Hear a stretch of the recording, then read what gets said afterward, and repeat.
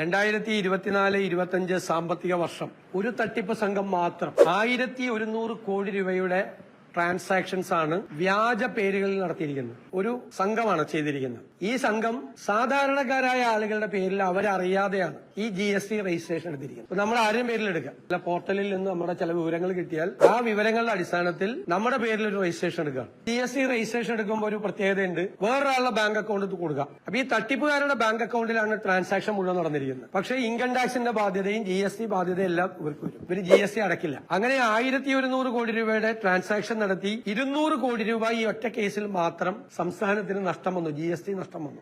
ഇത് കണ്ടുപിടിച്ചത് പൂന ഇന്റലിജൻസ് ആണ്, GST ഇന്റലിജൻസ് ആണ്. സംസ്ഥാന ഗവൺമെന്റിനെ അറിയിച്ചു. സംസ്ഥാന ഗവൺമെന്റ് ഇത്രയും വലിയൊരു തട്ടിപ്പ് നടന്നിട്ട് എന്താണ് ചെയ്തത് എന്ന് കേട്ടാൽ അത് അതിനേക്കാൾ അത്ഭുതകരമാണ്.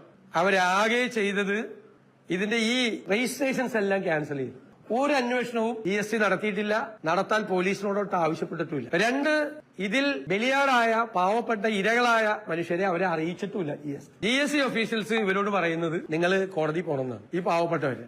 നമ്മുടെ ചോദ്യം, ഇത്രയും വലിയൊരു ഫ്രോഡ് തട്ടിപ്പ് നടന്നിട്ട് ഇതൊരു മഞ്ഞുമലയുടെ അഗ്രം മാത്രമാണ് ഈ തട്ടിപ്പ്, ടിപ്പ് ഓഫ് ഐസ്ബർഗ്. വലിയൊരു തട്ടിപ്പിന്റെ ഒരറ്റം മാത്രമാണ് പൂന GST ഇന്റലിജൻസ് തിരിച്ചറിഞ്ഞ് കേരളത്തിലെ സർക്കാരിനെ അറിയിച്ചു. ഈ രജിസ്ട്രേഷൻ ക്യാൻസൽ ചെയ്യുന്നതിന് അപ്പുറത്തേക്കുള്ള ഒരു നടപടിയിലേക്കും സർക്കാർ പോകാത്തത് എന്തുകൊണ്ട്?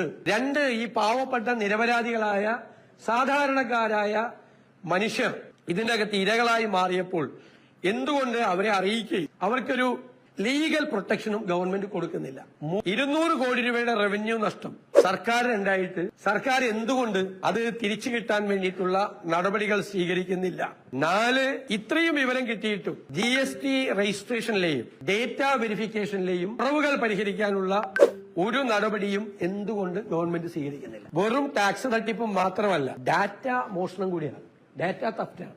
GST ഉദ്യോഗസ്ഥരിലെ ഒരു വിഭാഗത്തിന് ഈ തട്ടിപ്പുകാരുമായിട്ട് ബന്ധമുണ്ട്. അതുകൊണ്ടാണ് ഇങ്ങനത്തെ ഒരു ഞെട്ടിക്കുന്ന വിവരം സംസ്ഥാന സർക്കാരിന് കിട്ടിയിട്ടും അത് മൂടിവെക്കാൻ, പുറത്തറിയാതെ മൂടിവെക്കാൻ ഉള്ള ശ്രമം സർക്കാർ ഇപ്പോഴും നടത്തിക്കൊണ്ടിരിക്കുന്നത്. ഗുരുതരമായ ഒരു വിഷയമാണ്. ഇതിൽ CBI അന്വേഷണം ഏർപ്പെടുത്തണം.